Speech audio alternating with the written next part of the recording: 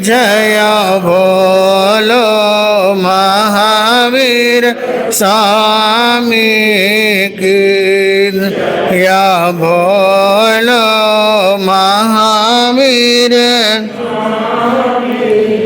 हो लाख बार प्रणाम तुम्हें हो लाख बार प्रणाम तुम्हें हे वीर प्रभु भगवान तुम्हें हे वीर प्रभु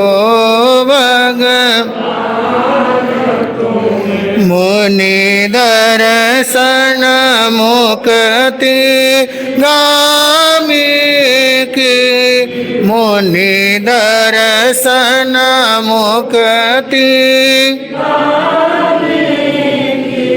जय बोलो महावीर स्वामी की जय बोलो महावीर स्वामी की बोलिए श्रवण भगवान महावीर स्वामी की है समय नदी की धार की जिसमें सब बह जाया करते है समय बड़ा तूफान पर्वत झुक जाया अक्सर दुनिया के लोग समय में चक्कर खाया करते हैं लेकिन कुछ ऐसे होते जो इतिहास बनाया करते इतिहास बना अनंत अनंत आस्था की आयाम शासन के महाप्राण सर्वज्ञ सर्वदर्शी श्रवण भगवान महावीर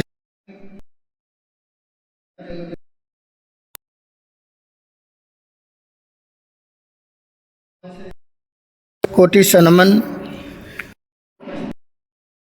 धर्म प्रेमी बंधुओं, ममतामयी माताओं एवं बहनों, जिनवानी की गंगा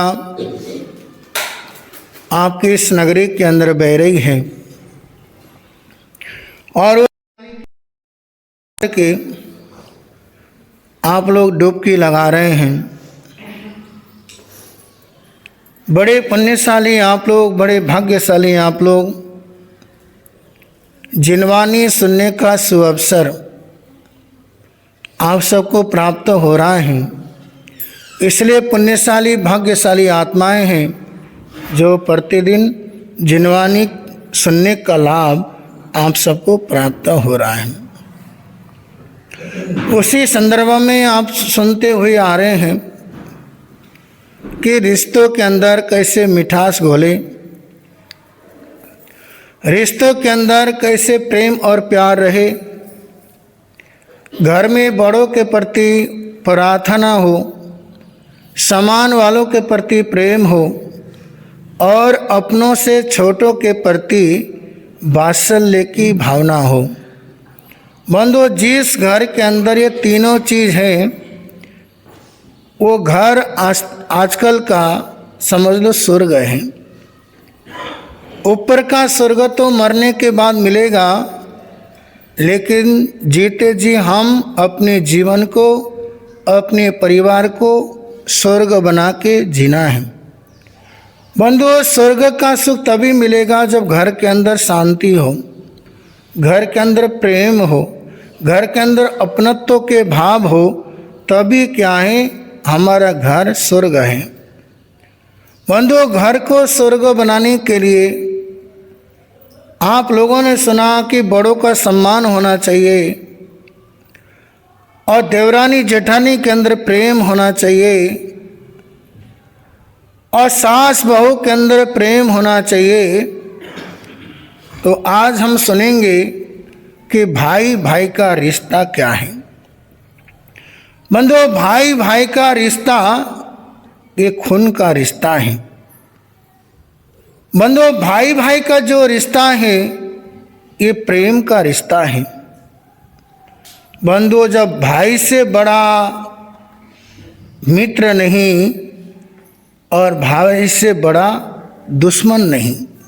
कहावत है, भाई से बड़ा दुनिया में कोई मित्र नहीं होता है और भाई से बड़ा दुश्मन भी इस दुनिया में दूसरा कोई नहीं होता है। जब भाई भाई के अंदर प्रेम होता हो, वो सबसे बढ़िया दुनिया के लिए ताकत बन जाते हैं। जब भाई भाई एक दूसरे के दुश्मनी में आ जाते हैं, उससे बड़ा दुश्मन इस दुनिया में कोई नहीं होता है। हम राम के घर जैसा चाहते हैं कि हमारा घर, हमारा परिवार वो राम के जैसा हो। बंधु, राम के परिवार के अंदर एक दूसरे के प्रति कितना आदर और सम्मान था। राम के घर में एक दूसरे के प्रति कितने विश्वास के भाव था। भाई भाई के अंदर कितना अटूट प्रेम था। बंधु, राम, भरत, लक्ष्मण, शत्रुघ्न, बंधु, इनके अंदर कितना प्रेम था, अटूट प्रेम था, अटूट प्यार था। इसलिए हम चाहते हैं घर हो तो राम के घर के जैसा घर हो। बंधु, उनके जीवन के अंदर, उन भाइयों के अंदर कितना प्रेम। बंधु, जब भरत वहां पे होते तो कतई राम को जंगल वनवास की सजा नहीं मिल पाती, क्योंकि कैकेयी को पता था अगर मेरा बेटा भरत यहाँ पे रहेगा, राम को मैं वनवास नहीं भेज सकती। इसलिए कैकेयी ने अपने बेटे भरत को ननिहाल के अंदर भेज दिया। कहते हैं इतना में इधर से राम को तो वनवास की सजा हो गई। जब कुछ दिनों के पश्चात भरत अपने अयोध्या आ रहे थे, जैसे ही अयोध्या के अंदर प्रवेश किया, उन्होंने देखा पूरा अयोध्या नगरी रो रही है। हमेशा इस अयोध्या नगरी के अंदर खुशियों का माहौल बना रहता था, आज गम की घटा छाई हुई है। पहले सभी लोगों के चेहरे के अंदर मुस्कान हुआ करता था, आज वो मुस्कान आंखों के आंसू में सम्मिलित है। जब भरत अपने महल में पहुंचे, कैकेयी कुनकुन का तिलक लेके खड़ी है और जैसे ही भरत अपने महल में प्रवेश किया, कैकेयी ने कहा, हे भरत, आज से तुम इस अयोध्या के राजा हो। उस समय भरत ने कहा, ये कैसे कह रही हो मां? आज अयोध्या की नगरी के अंदर सारे लोग रो रहे हैं, इतनी आकुलता भरी क्यों है आज नगरी के अंदर? हे मां, आज अयोध्या के अंदर बड़ी उदासी का माहौल है, इसका कारण क्या है? कैकेयी हंसते हुए कहने लगी, हे भरत, तेरे लिए मैंने 14 साल के लिए राम को वनवास भेज दिया। राम के साथ साथ लक्ष्मण भी चले गए, सीता भी चली गई। हे भरत, आज से तुम इस अयोध्या के राज सिंहासन पर बैठोगे, इस अयोध्या के राजा बनोगे। जब भरत ने यह सुना, बड़ा दुख हुआ। क्या सच कह रही है मां? बोले, हाँ भरत, मैंने तेरे लिए राज सिंहासन मांग लिया और राम को 14 साल का वनवास दे दिया। धिक्कार है मां तेरे को। हे मां, तूने ये क्या कर डाला? हे कुलद्रोही मां, हमारी रघुकुल की तूने इतना गंदा कर दिया। अरे हमारी रघुकुल इतना महान था, आज से तूने इस रघुकुल को एक कलंकित करके रख दिया। अरे जब तेरे मुख से 14 साल का वनवास निकाल दिया, तेरी जीवा कट करके क्यों नहीं गिर गई? अरे मेरे प्राणों से प्यारे मेरे भाई को, आखिर वो भी तो तेरा बेटा था ना मां। इस तरह से कैसी हिम्मत हुई तुझे? बंधु तिलक को वहीं पे फेंक दिया, थाली को। दौड़ा दौड़ा राम का पता करने के लिए भागे कि मैं अपने भाई को मना के लाऊंगा। वहां से चलते हुए आगे बढ़े, जहां पे राम थे, राम के सामने जाके खूब रोने लगे भरत। हे भैया, मेरी मां को माफ कर दो। हे राम, हे मेरे बड़े भैया, आप इसी वक्त चलो।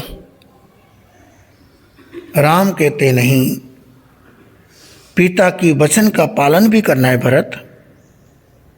हे भरत, तुम चले जाओ, तुम वहां जाकर के वहां की प्रजा का सार संभाल करना, प्रजा का देखभाल करना। भरत माने नहीं, नहीं राम, मैं आपको छोड़ करके वापस जाने वाला नहीं हूं। आप मेरे साथ चलोगे तो मैं वापस जाने वाला हूं, अन्यथा मैं यहां से जाने वाला नहीं हूं। बंधु राम ने बहुत समझाया भरत को। हे भरत, अगर तुम भी मेरे साथ जंगल में आओगे, अयोध्या को संभालेगा कौन? वहां की प्रजा का देखभाल कौन करेगा? इसलिए हे भरत, तुम वापिस चले जाओ। बंधु हो, भरत माने नहीं। राम ने बहुत मुश्किल से समझाया, तो समझाने पर भरत ने कहा, हे भैया, आपके पैरों के अंदर जो खड़ाऊ है, क्या मुझे दोगे? लेकिन एक बात का वचन दो भैया,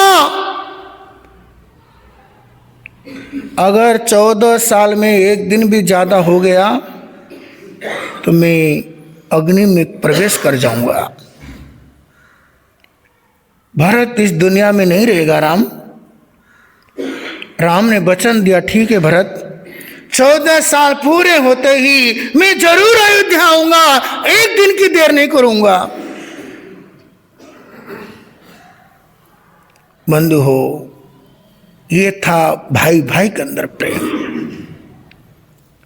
और भरत जैसे त्याग की मूर्ति, अरे मेरे भाई मेरी भाभी जंगल में है और मैं राज सिंहासन का सुख भोगू। बंधु एक तंबू डाल करके, झोपड़ी बना के बंधु भरत रहने लगे। राजमहल को छोड़ दिया, राजमहल के सुख को छोड़ा, वो भी सन्यासी बन करके बंधु अपने जीवन को चलाया।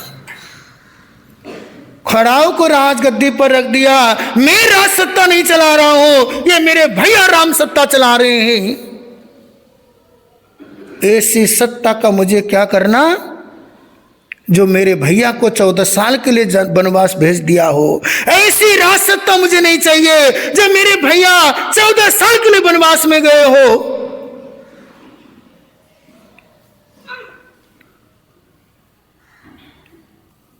बंधु, पहले के जो भाई थे, एक भाई दूसरा भाई का खून देने को तैयार होता था, प्राण देने को तैयार होता था। आज तो एक भाई दूसरे भाई का खून का प्यासा बना हुआ है।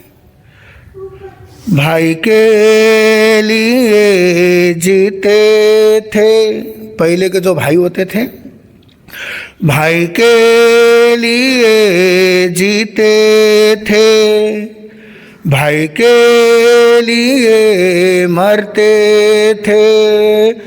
अब तो भाई से भाई भी मुकदमे बाजी करते हैं। भाई से भाई लड़ने को ढूंढे कोई बहाना। राम राम राम आया है कैसा जमाना। अरे पहले के जो भाई थे, एक भाई दूसरे भाई के लिए प्राण लेने को तैयार होते थे। अरे मैं तेरे को प्राण दे दूंगा भाई। लेकिन आज के जो भाई होते हैं, एक भाई का दूसरा भाई दुश्मन बन जाता है, खून का प्यासा बन जाता है। चंदा जमीन के टुकड़ों के लिए, चंदा जमीन जायदाद के लिए, अरे माता पिता के विरासत के लिए, वसीयतनामा के लिए, बंधु एक भाई दूसरे भाई को कटघरे में खड़ा करता है। अरे जमीन के चंदा टुकड़ों के लिए, अरे जो माँ बाप थे वो भी छोड़ करके चले गए, आने वाला समय में तुम भी छोड़ के जाओगे। बंधु चंद जमीन के टुकड़ों के लिए, चंदा पैसों के लिए इंसान अपने भाई का खून का प्यासा बन जाता है। एक भाई दूसरे भाई को कोर्ट में घसीटता है।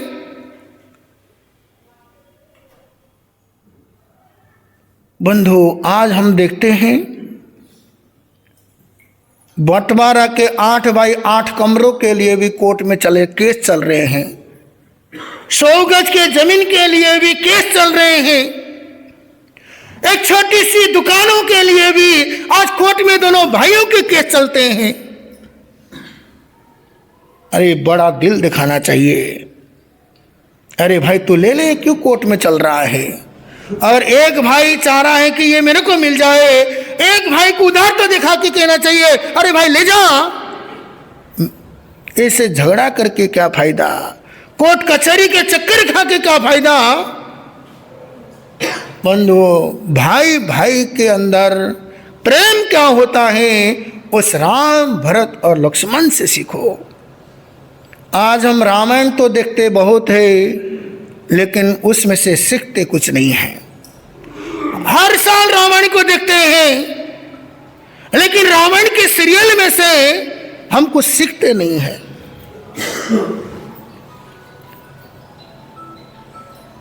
भाई भाई के अंदर प्रेम होना चाहिए।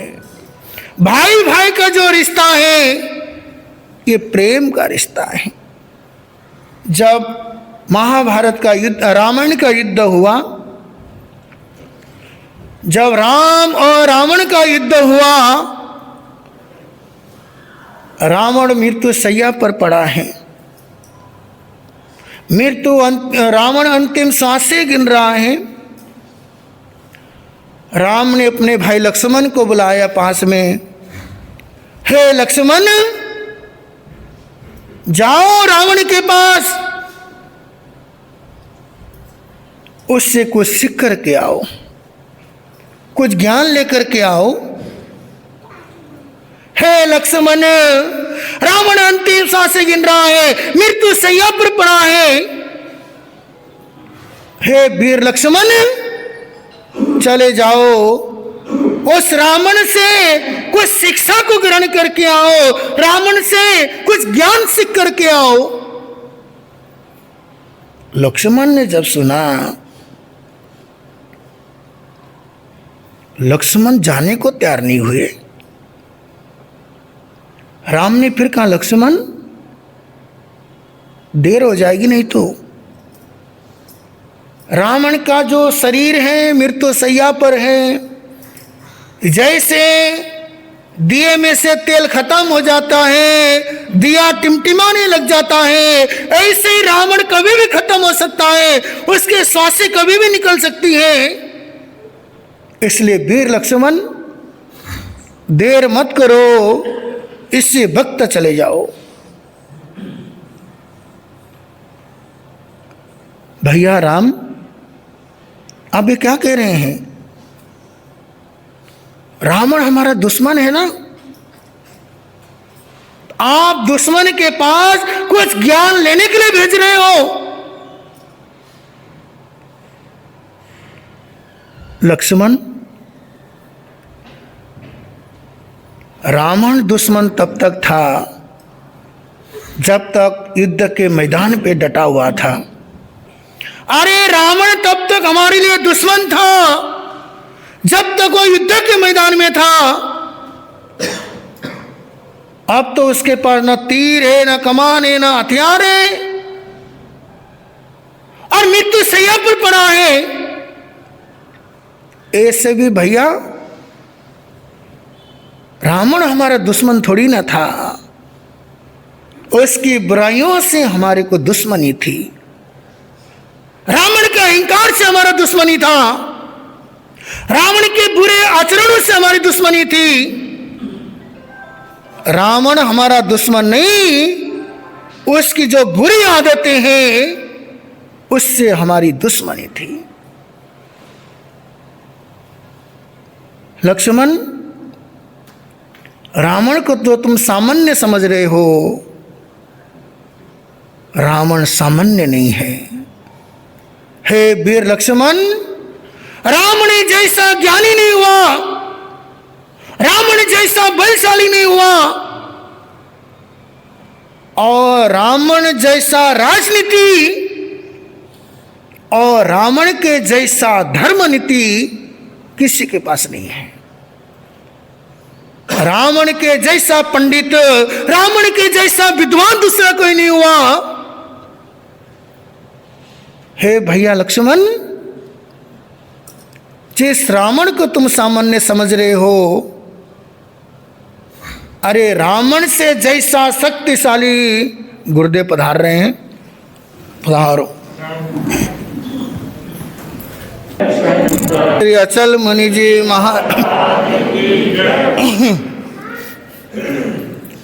जब राम ने कहा, हे लक्ष्मण, रावण जिसे तुम सामान्य समझ रहे हो, वो रावण सामान्य नहीं है। अरे रावण से ब्रह्मा विष्णु महेश तीन थर कांपा करते लक्ष्मण, और रावण के 9 ग्रह चंद्र सूर्य आदि उसके पहरेदारी करते हैं। इसलिए लक्ष्मण, रावण बहुत विद्वान है, बहुत ज्ञानी है, इसलिए जल्दी चले जाओ, उससे कुछ न कुछ सीख करके आओ। जब राम ने रावण की इतनी व्याख्या की तो लक्ष्मण सीखने के लिए चले गए। जहां पे रावण मृत्यु शैया पर पड़ा हुआ था, रावण के पास जाके लक्ष्मण ने कहा, हे लंकेश। रावण ने आंख खोल करके देखा, अरे लक्ष्मण बोलो। हे लंकेश, आज मुझे मालूम पड़ा तुम्हारे से बड़ा विद्वान, तुम्हारे से बड़ा पंडित दूसरा कोई नहीं है। आज मेरे भैया राम ने तुम्हारे बारे में कहा, तुम्हारे से बड़ा शक्तिशाली, तुम्हारे से बड़ा बलशाली कोई नहीं हुआ। लंकेश, लेकिन एक बात तो बताओ, आप तो बहुत पंडित हो, आप तो बहुत बड़े ज्ञानी हो, अनेक विद्याओं के जानकार हो, लेकिन एक बात समझ में नहीं आई, इतना बड़ा लंकेश, इतना बड़ा बलशाली लंकेश, अरे 9 ग्रह जिसके पहरेदारी में रहते हो, जरा एक बात तो बताओ, इतना बड़ा बलशाली रावण छोटे से राजा राम से हारा तो क्यों हारा? राम जीते तो क्यों जीते? राम जीते तो क्यों जीते? और लक्ष्मण रावण हारा तो क्यों हारा? जरा इस बात का उत्तर तो दो। उस समय गहरी सांसें को लिया रावण ने, हे लक्ष्मण, तुम जानना चाहते हो ना, इतना शक्तिशाली रावण एक वनवासी राम ने कैसे पराजित कर दिया? इस बात का उत्तर सुनो। राम जीते तो क्यों जीते, रावण हारा तो क्यों हारा। हे लक्ष्मण, जिस भाई के पास लक्ष्मण जैसा भाई हो, ध्यान से सुनना बलाचौर के भाइयों, जिस भाई के पास लक्ष्मण जैसा भाई हो और जिस भाई के पास किसके जैसा, विभीषण के जैसा भाई हो, अगर राम के पास तुम्हारे जैसा भाई हो और मेरे साथ विभीषण जैसा भाई हो, हे लक्ष्मण, मिलके भी एक, जिस भाई के पास लक्ष्मण जैसा भाई हो, जिस भाई के पास विभीषण के जैसा भाई हो, चाहे 100 रावण भी आ जाए, उस राम को हरा पाना असंभव है। हे लक्ष्मण, राम जीते हैं अपने भाई के कारण जीते हैं, आज रावण हारा है अपने भाई के कारण हारा है। लक्ष्मण ने कहा, हे लंकेश, विभीषण ने तो धर्म का साथ दिया था ना। उस समय लंकेश कहता है, देख लक्ष्मण, भले किसी का भी साथ दो, लेकिन जब भी रामायण की बात आएगी विभीषण को आदर्श नहीं मानेगा। आने वाली जो इंसान है, आने वाली जो पीढ़ियां हैं, विभीषण को गाली कह करके पुकारेगी, अपने संतानों का नाम कभी विभीषण रखेगी नहीं। चाहे जितना मर्जी धर्म के शरण में चले जाए, जितना मर्जी राम के शरण में चले जाए, विभीषण हमेशा हमेशा के लिए एक गाली बन के रह जाएगा। घर का भेदी लंका ढाए। इसलिए लक्ष्मण, आज मैं हारा हूं, अपने भाई के कारण हारा हूं, और राम जीते हैं, तुम्हारे जैसा भाई है, इसलिए आज राम जीते हैं। इसलिए भाई भाई के अंदर प्रेम होना चाहिए। जब तक भाई भाई के अंदर प्रेम नहीं होगा, जब तक भाई भाई के अंदर आपस में एकता नहीं होगी, बंधु दोनों भाई तरक्की नहीं कर सकते हैं। इसलिए एक भाई के लिए सहारा बने, एक भाई के लिए ताकत बने, न कि एक दूसरे की कमजोरी बने। चाहे विचार न मिलते हो, चाहे मन न मिलता हो, लेकिन दोनों के अंदर एकता, दोनों भाई एक दूसरे को ऊपर उठाने के लिए तैयार होना चाहिए, न कि नीचे गिराने के लिए दोनों को तैयार होना चाहिए।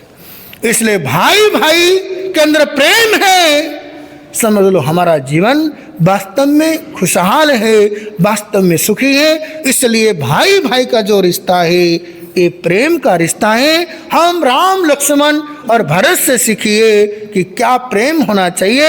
अगर रावण के जैसा बलशाली होकर के भी अगर भाई भाई का दुश्मन हो तो दो भाई कभी तरक्की नहीं कर सकते हैं। एक दूसरे के कमजोरी नहीं, ताकत बनो। इन्हीं भावनाओं के साथ आज पूज्य गुरुदेव 3 दिन मौन जप तप के साथ बहुत तल्लीनता से 3 दिन तक बहुत धर्म करके, त्याग तपस्या करके, आराधना जाप करके बंधु सभी भक्तों को सब तरह से आनंद हो, मंगल हो, सुख शांति का वास हो। बंधु आप सब खूब स्वस्थ रहे, मस्त रहे, उसका लक्ष्य रख के गुरुदेव महामंगल पाठ क्या है हम सबको सुनाएंगे। क्योंकि 9 बजे का समय दिया था मंगल पाठ का और लगभग सारी जनता यहाँ की आ चुकी है। इसलिए और अधिक विलंब न करते हुए पहले 5-5 बार सामूहिक नवकार मंत्र का उच्चारण करेंगे। उसके बाद पूज्य गुरुदेव अपने मुखारविंद से मंगल पाठ देंगे और उसके बाद गुरुदेव उद्बोधन भी देंगे, इसलिए सभी ध्यान से सुनेंगे। पहले 5-5 बार नवकार मंत्र का उच्चारण करेंगे। बोलिए पंचब्रह्मेष्टि भगवान।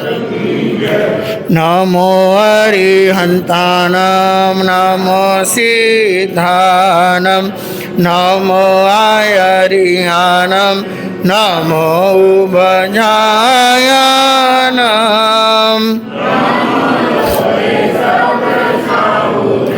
नमो अरिहंतानां नमो सिद्धानां नमो आयरिहानां नमो उभयानां नमो लोय सब्बसाओनं नमो अरिहंतानां नमो सिद्धानां नमो आयरिहानां नमो उभयानां नमो लोय सब्बसाओनं नमो अरिहंतानां नमो सिद्धानां नमो आयरिहानां नमो उभयानां नमो लोय सब्बसाओनं नमो अरिहंतानां नमो सिद्धानां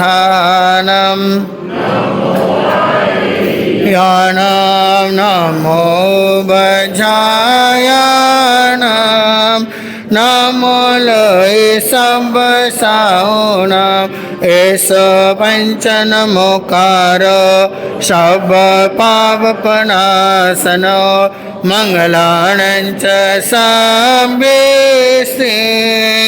परमं हवै मंगलं मंगलानं च सब्बेसिं। बोलिए पंचब्रह्मेष्टि भगवान की। शासनपति श्रवण भगवान महावीर स्वामी की। जैन धर्म प्रभावक मधुर वक्ता पूज्य गुरुदेव श्री अचल मुनि जी महाराज।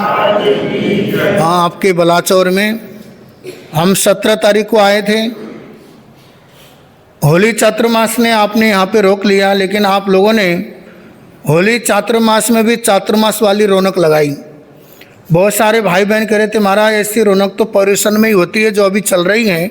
बंधु, ये सब आपकी भाव भक्ति, आपका गुरु के प्रति श्रद्धा, गुरु के पास भक्ति, देव गुरु धर्म के प्रति जो आस्था है, आपने वो आस्था को प्रदर्शित किया है।